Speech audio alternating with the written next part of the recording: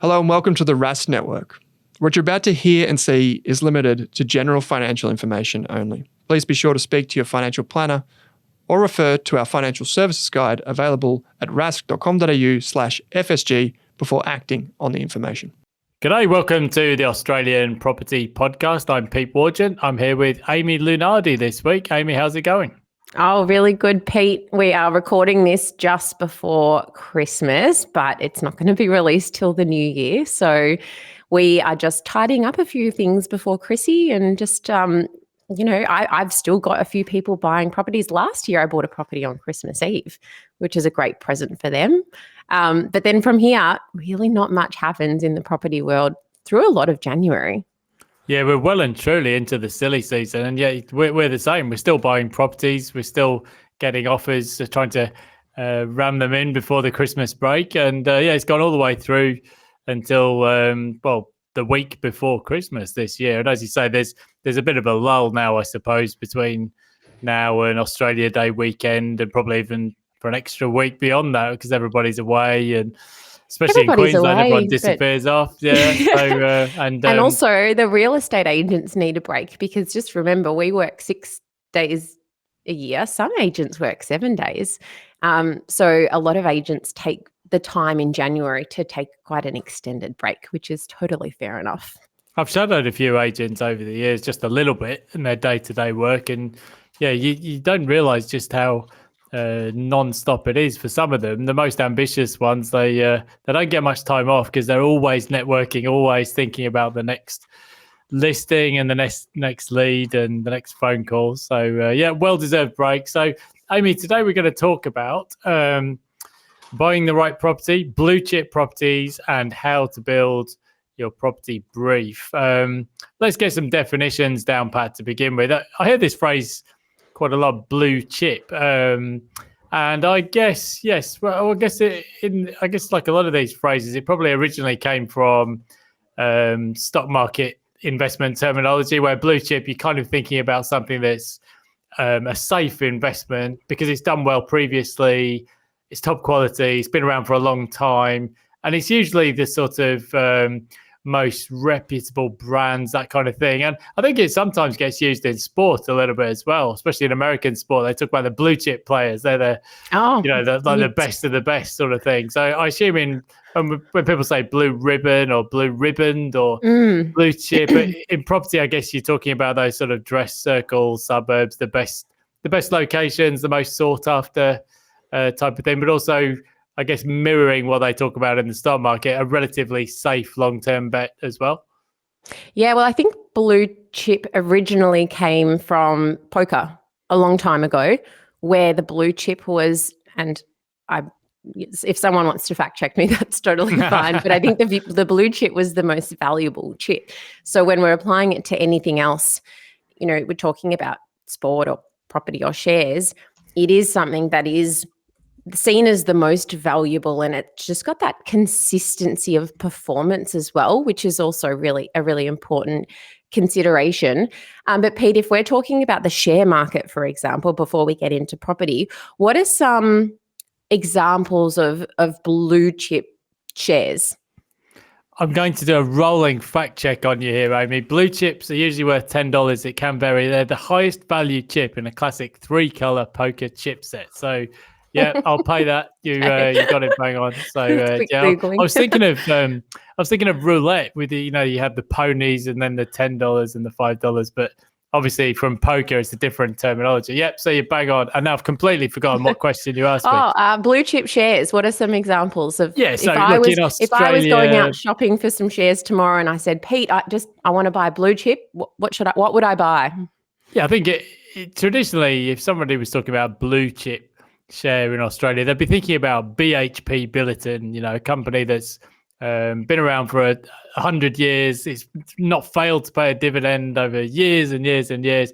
There's a kind of an idea or a concept called the Lindy effect, which is more or less in plain English, and this is something that Nassim Taleb talks about, is that the longer something's been around, the more you can expect it to be around for the long term. It's very well established.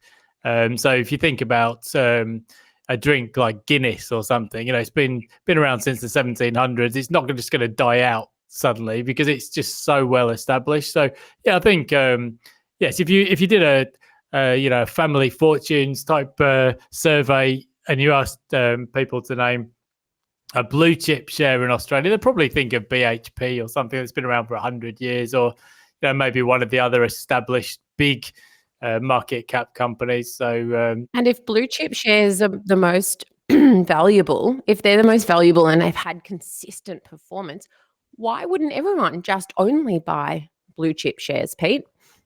Well, yeah. So there's a difference here between price and value. So much like in the property market, you're not really, as a buyer, you're not necessarily all but that interested in the long-term historic performance. You also want to know what's going to happen after you've bought.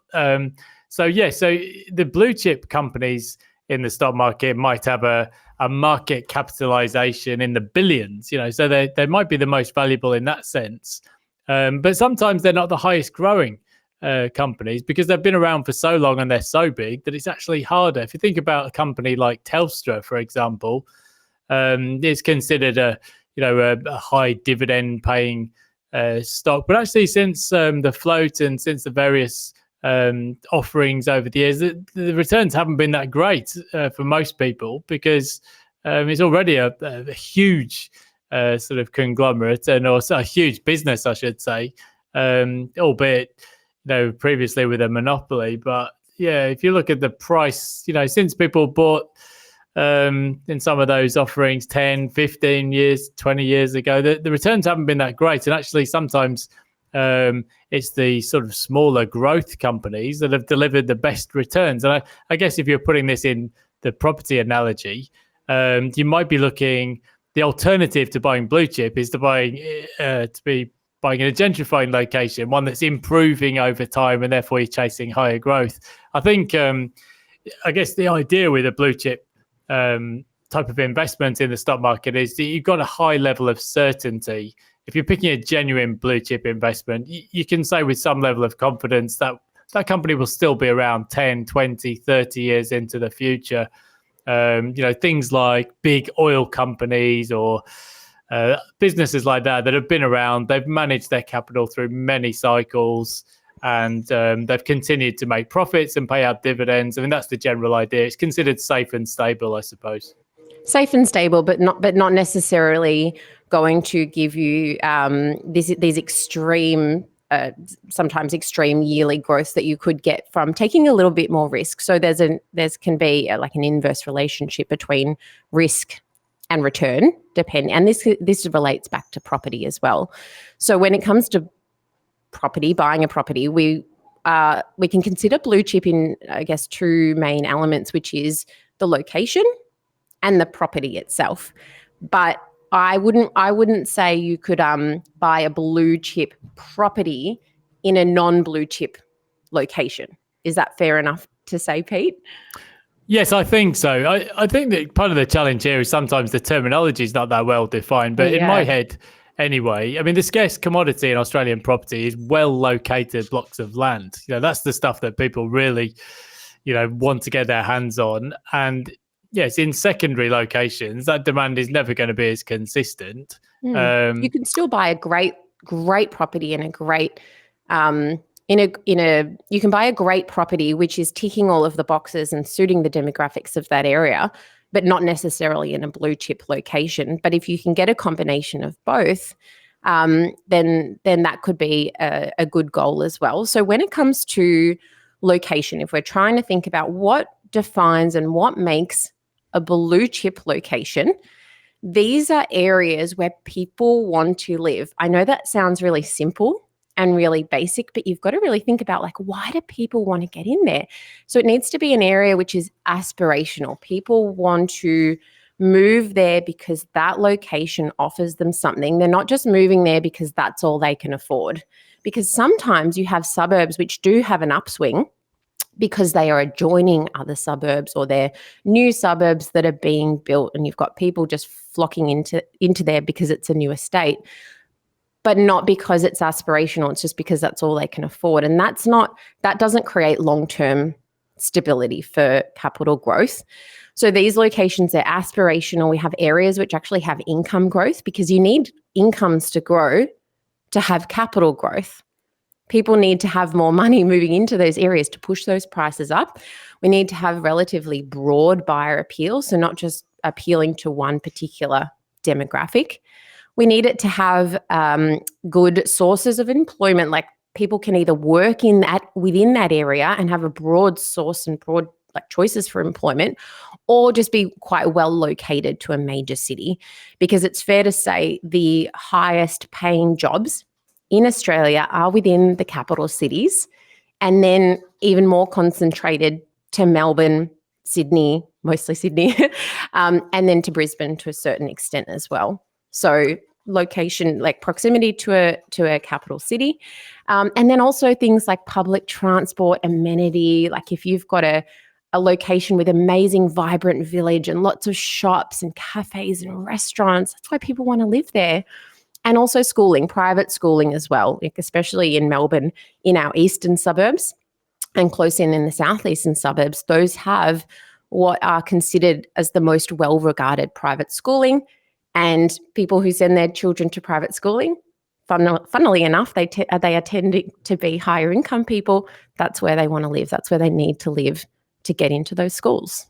That makes sense. I'll probably throw into the mix there as well, growing wealth or intergenerational wealth, especially in Sydney. If you look at some of those eastern suburbs, yes, I mean, incomes do go up over time. Often it's either bankers with their bonuses but it's very often business wealth or in Australia in particular, where we don't have punitive death duties, just wealth being passed down from one generation to the next. And yes, it makes it very difficult for new entrants into those markets. So as a result, you get very sort of consistent capital growth when you look at the historical performance. And I think at the very top end of the market, you get the sort of trophy home type properties, which what they call a Veblen good, I suppose. Torstein Veblen talked about it decades ago.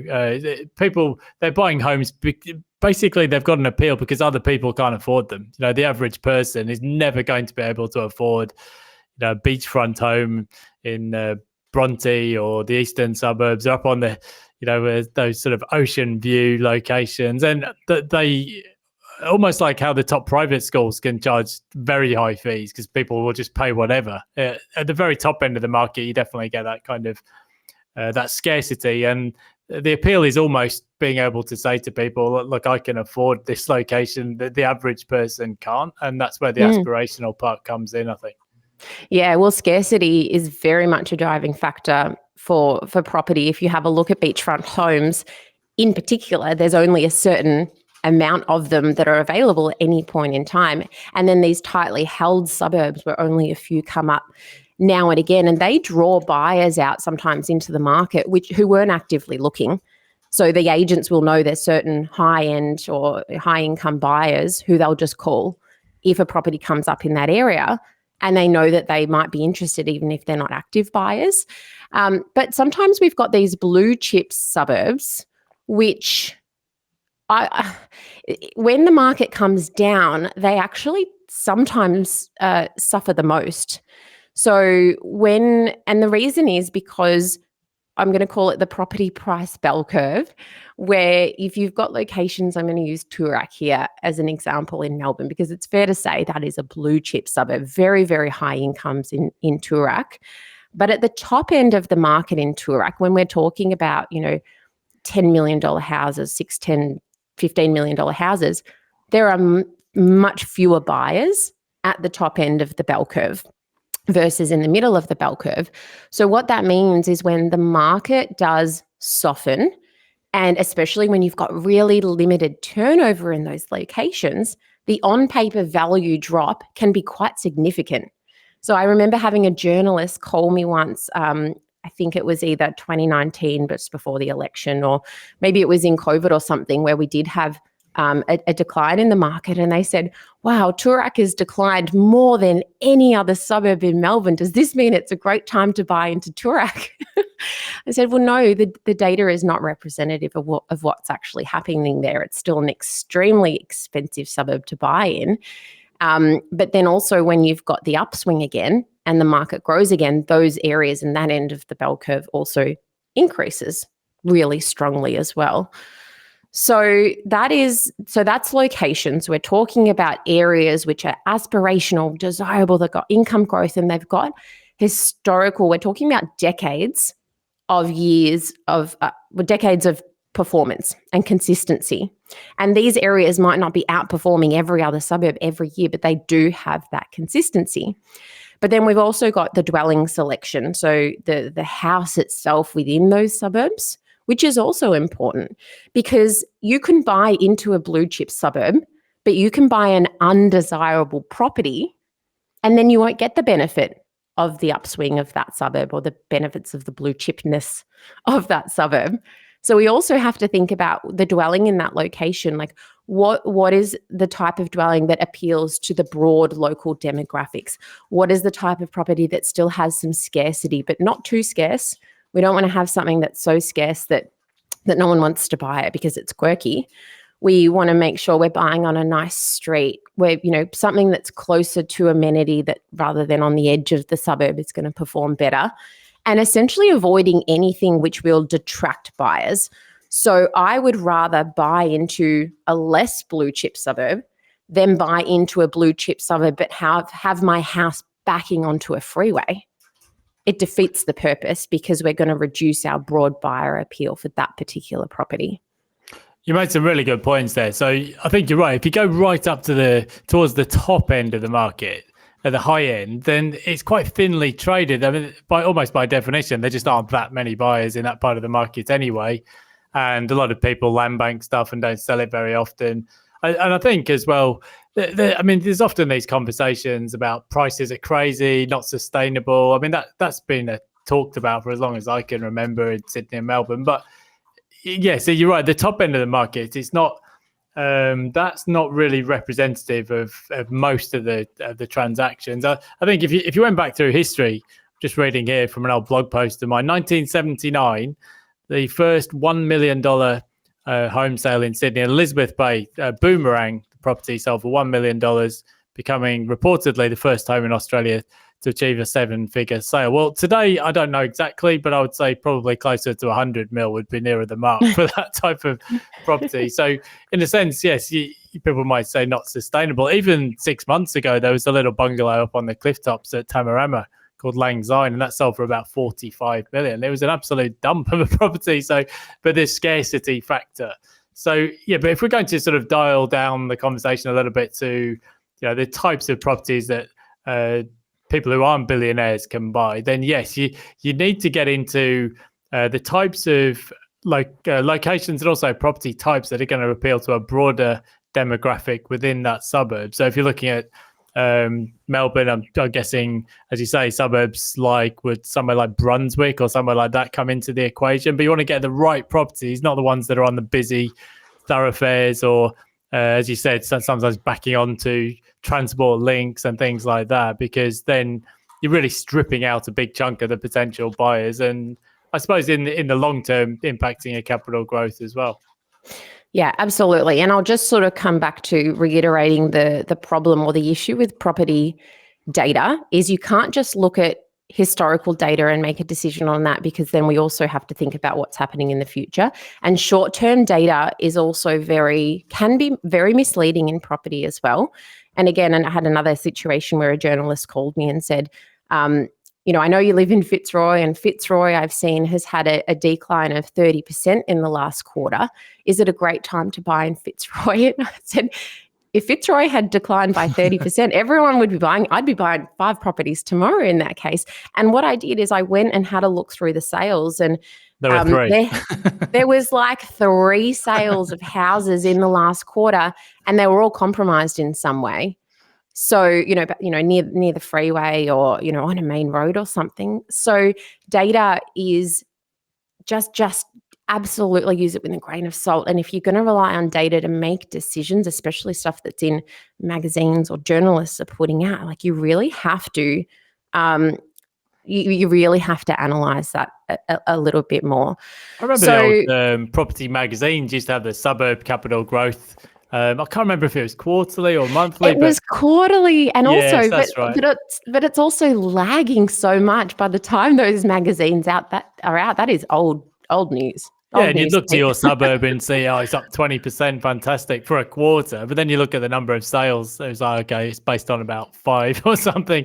I remember, Michael Matusik saying to me when we had lunch some years ago, he said the only real way to measure capital growth is you've got this property, the same property, selling the same property over 2 different periods of time. That's really what capital growth is. It's not, somebody sold an expensive house here and a cheap flooded property there. And, like that, those medians can get skewed by that unless you've got a decent number of transactions to make up the figure. So you're right. Data is useful, but it's often backward looking, and you need to just understand what it is you're actually looking at, because it could be misleading if you're not getting the full picture. And as you said, I think with blue chip property, you would like to see long, consistent capital growth over decades, sort of 7 to 10% sort of growth in prices consistently over a very long period of time, as compared to some of the more speculative areas, which in Australia is historically sometimes been mining towns, where you get these enormous booms in prices and then they go all the way back to where they started again. We've seen the same thing in Europe sometimes. In the more sort of fashionable holiday locations, you get sort of these big asset bubbles, but then everything unwinds and goes back to where it began. So blue chip doesn't really do that. A bit like with the stock market, you're looking at things where you can say with pretty high level of confidence that people will still want to live there in 10, 20, 30 years' time. And the sort of price performance will probably reflect that. Yeah, so we've at one end of, say, the spectrum, we've got blue chip, and I would say speculative is at the very other end of the spectrum there. It's almost the opposite. And then we have suburbs, like you mentioned earlier, Pete, which are, say, gentrifying. I would say on the spectrum, this is closer to the speculative end, because these are areas that haven't potentially yet shown growth or shown longevity or consistency, depending on where you get in on the gentrifying timeline. Because if you get in at the very start, before there's, the smashed avocado cafes and all of the yuppie, I'll use the word yuppie, I'm a yuppie, moving into the area because you think that area is going to gentrify. And by the way, gentrification can take a long time, Pete. It can take a very, very long time for this to change. But if you get in at the very start, then you can experience quite a big upswing. But it's still areas which have got longer term growth for a reason that you can see. For example, they've still got transport links, they've still got connections to the city, they've still got good quality properties or desirable properties. And, there's reasons why people are moving there. And it's not just because of one industry or one mining town or one thing opening and one kind of employment opportunity. Or you can get in towards like when you've already started to see a suburb gentrifying, and towards the end where you might have already missed you've not missed the boat, but you haven't got on the boat at the very start. And then in between blue chip, I'm going back to my spectrum, in between blue chip and gentrifying, I'm just going to call them like normal suburbs, just suburbs which aren't necessarily blue chip, but they're still desirable. They're still areas where they've got, strongish incomes and desirability, but they have already shown some performance, and they have more white collar workers moving into them, et cetera. So, when we're making a decision around buying a property, the reason why we need to consider all of these things is if we're buying an investment property, for example, we need to then come back to what we were talking about earlier with the share market. It's that risk versus return. Yes, we can buy into a blue chip area.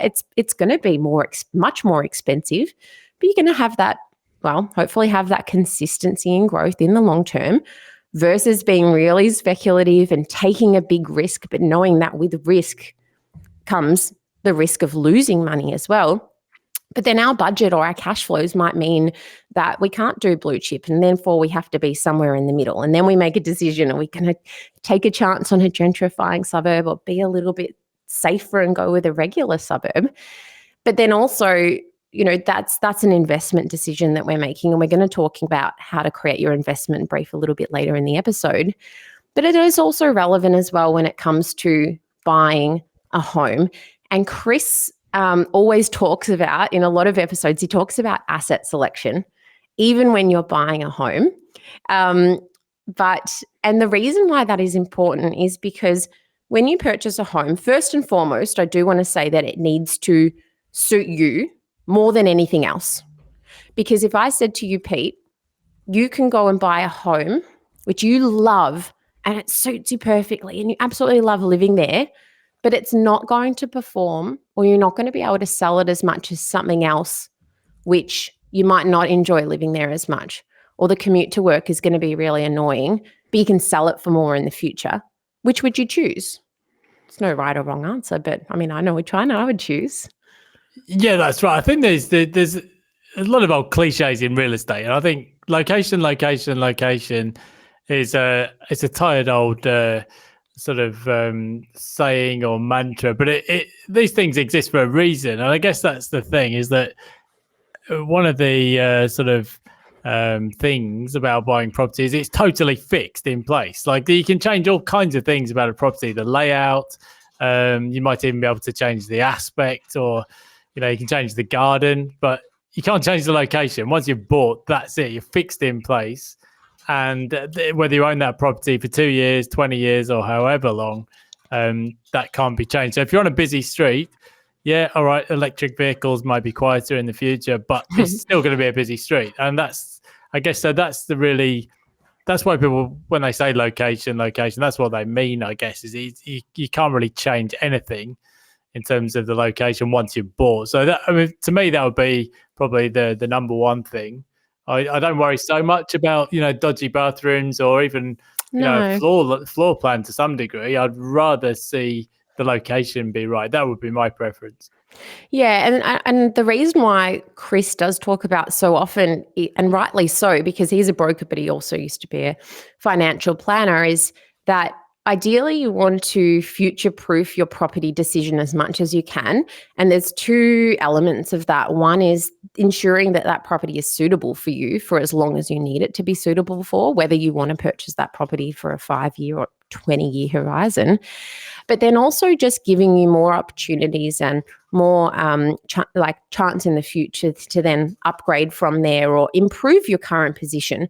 So the reason why asset selection is important is because you don't ideally want to go backwards with a property.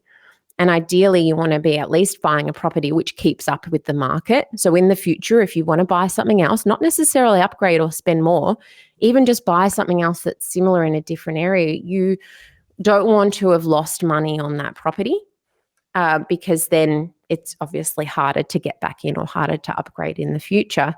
But I don't think that you should let this whole idea around asset selection give you analysis paralysis. I was talking to someone at a barbecue the other day, and they said that the worry or the concern, they had so much anxiety around choosing the right property for their first property that they just didn't buy anything for years and years and years.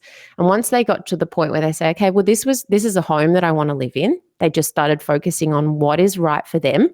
It just allowed them to let go of all of that. But we still need to overlay it a little bit, and we still need to understand what makes a good location, what makes a good property, so that ideally we can still buy something that suits you, but also gives you the potential for future growth as well. And that doesn't necessarily mean buying into a blue chip location, but it's still good to know what defines a location. And, if all of those things are important to you and you can afford it, then absolutely great, go and buy there. But you shouldn't be just doing everything you can and sacrificing everything in, spending all of your money just to get into a blue chip location, because that's what you hear about. And that's the word that you hear, the catchphrase you hear all of the time. It's one of the perils of being a buyer's agent, that you work 6 days a week, sometimes 7 days a week. Then you go to a barbecue and people ask you questions about property. So, busman's holiday, no time off. Yeah, so And it's unavoidable though, I guess, because it's a common topic of discussion for people where to live, which locations. As you get older, then school zones and all of those things are regular topics. yeah, exactly right. And if you are wanting to buy into a blue chip location too, we've just got to then come back and remember that these areas are generally more expensive. So quite often I'm working with investors who will have a budget of, say, $800,000. We're not going to be buying into what I would define as a blue chip location here in Melbourne in most cases, because for $800,000 in those locations, you're probably looking at an apartment or potentially like a quite a small villa or a villa on a main road. And then I would say I would rather buy a different kind of asset in another suburb rather than buying an apartment, for example. So it's not just focusing on blue chip location beyond everything else. Yeah, so that's what you would call like a mortgage belt type budget. Because yes, you're right, you could buy into a blue chip suburb or postcode, but if it's a 1-bedroom unit, I mean, look in Sydney now, if you want to go beachside suburb, you might be looking at 1.5 million for a unit, but so it depends. Yeah, and you might say, well, for that kind of budget, well, shouldn't I be buying a house on a good block of land somewhere else? Certainly that's the view we've been taking in recent years. I think that the price point in some of those areas is just so high, even just for an old red brick apartment. So yes, that's probably what you would term sort of middle income suburbs or mortgage belt suburbs, rather than just going for the postcode and buying a small unit or which in some cases you might even be getting a tiny amount of space. So if you're looking to build a brief, Amy, so what kind of things do you look at? Obviously the budget's the starting point. But what kind of things do you sort of start to map out when you're thinking about a purchase? All right. So when we're building your property brief, which is like your shopping list, like these are the things that define the type of property and location where I'm going to buy. First of all, dividing it, whether it's a home or an investment. Sometimes it's very clear as to what it is. Sometimes, or quite often, people want a combination of both. I want a home, but it needs to really perform. It needs to be a great investment. Ideally, you figure out what the priority goal is there, because again, coming back to what I said before, Pete, I could buy you a home that's a great investment. You might not necessarily want to live there or enjoy living there. And Owen and I did a very, very long episode on how to build your home buying brief. So go back and listen to that one. But if we're building an investment brief, well, the outcome there is still similar. So what we're trying to get towards that property brief is then to figure out how much are we spending, which locations, which suburbs are we buying in, and what characteristics are we looking for. And people often get confused when they say, they'll say something like, my investment brief is to buy a property which I can renovate and has strong land to asset ratio. That's not a brief. That's not a brief. Your brief is to then say, okay, well, those are the goals I'm trying to achieve. But then what does that actually look like? Think about it like this. If you're calling up a real estate agent and you say to them, hey, I want to buy a property where I can value add, they'll say, elaborate, tell me more. So instead you say, I'm looking in these suburbs with these characteristics, 3 bedrooms, it needs to be quite dated, happy to do an extension. But the way that we get there and the way that we get to figuring out what that shopping list is and that brief is by having these inputs. And the inputs into that is first and foremost your budget. How much do you actually have to spend on this property? And for an investment property, this can be a little bit grey sometimes, because just because a bank will lend you $2 million, you're not necessarily going to go and buy one $2 million property. And this is where I personally think it's really helpful to sit down with a financial planner, especially if you have options, to then say, okay, well, what do we do? Do we buy one growth asset, or do I buy 2 properties, or do I just spend $1 million now or $500,000 now and then wait a few years and do something else? So budget can be a little bit grey, but figure out how much you're going to spend. And then second to that is your cash flows. And your cash flows are how much after your income comes in, that is the rent, and all of the expenses go out. That is the mortgage being the biggest one. the property management expenses, the insurances, the rates, everything that costs you money, how much out of pocket per month, it might be out of pocket, or if you're in an area where you've got positive cash flow, then you've got an income coming in. But how much per month are you able or willing to contribute to that property per month out of pocket? This is pre-tax figures, by the way, ideally you're working off. So then those two things are generally the biggest defining factors of what you can actually then go and buy, because the more you can contribute out of pocket per month, technically, the stronger capital growth asset you can purchase. And not everyone can do that. And then you've got to overlay all of these extra things. For example, like if you want to build your portfolio over time, but if you spend your entire borrowing capacity and max out your cash flows now, you're not necessarily going to be able to buy another property soon. And then extra things like your personal preferences. For example, some investors want set and forget. I've just bought an investor and she said, I don't want to hear about it. I don't want to renovate. I want it to be super low maintenance. Versus other investors want to value add. They want to renovate or they want to subdivide. So then all of those kind of things, you have to kind of merge them together, and that'll help then define your property brief. This is a really hard thing to do. This is really, really challenging, especially if you're a borderless investor and you say, I'm happy to buy anywhere in Australia. Because for me, Pete, if someone gave me those parameters, because I've been doing this for so long, I can immediately say to them, all right, based on the areas in Melbourne I work in, that looks like a 3-bedroom townhouse in these particular suburbs. Or we could buy a 2-bedroom single front in these particular suburbs. I can automatically take those parameters and say, these are our options. Now let's choose the best options. But if you're an investor and you're not working with an advocate, this is actually a really hard thing to figure out.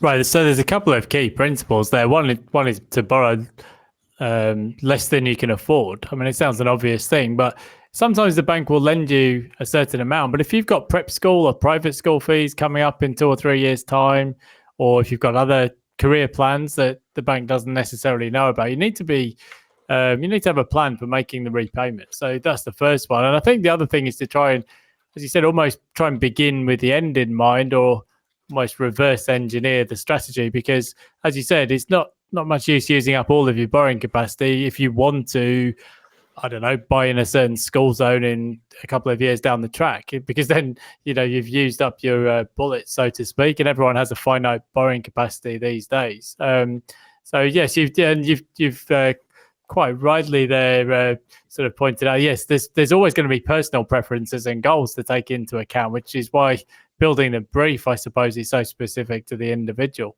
So yeah, a bit of strategic thinking at the outset is obviously important, because everyone has different life goals, and the property plan has to fit into whatever you're planning to do with your career, with your life, with your family, travel, and whatever other aspirations you might have as well.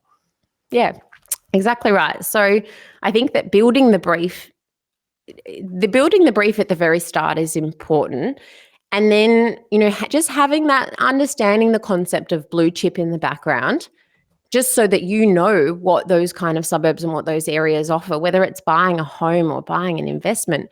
But that shouldn't come first. You shouldn't just say, I'm just going to go and buy an investment property in a blue chip location. Well, can you actually afford it?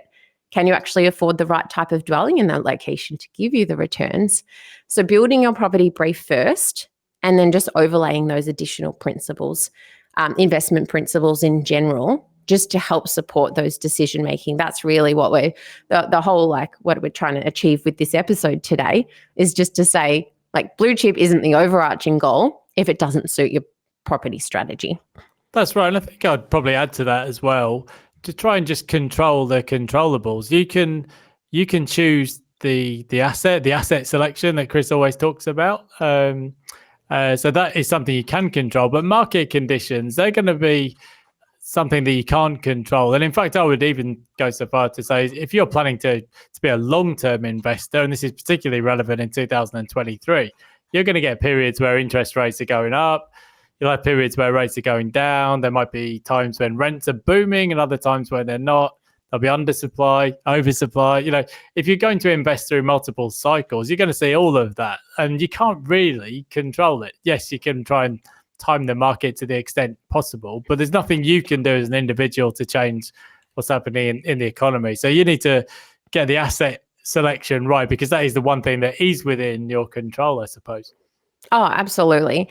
And some of my clients who have made the biggest gains and the biggest capital growth, yes, of course, I've helped them buy a great property in a great location, but it's because they've bought at the bottom of the market and sold at the top.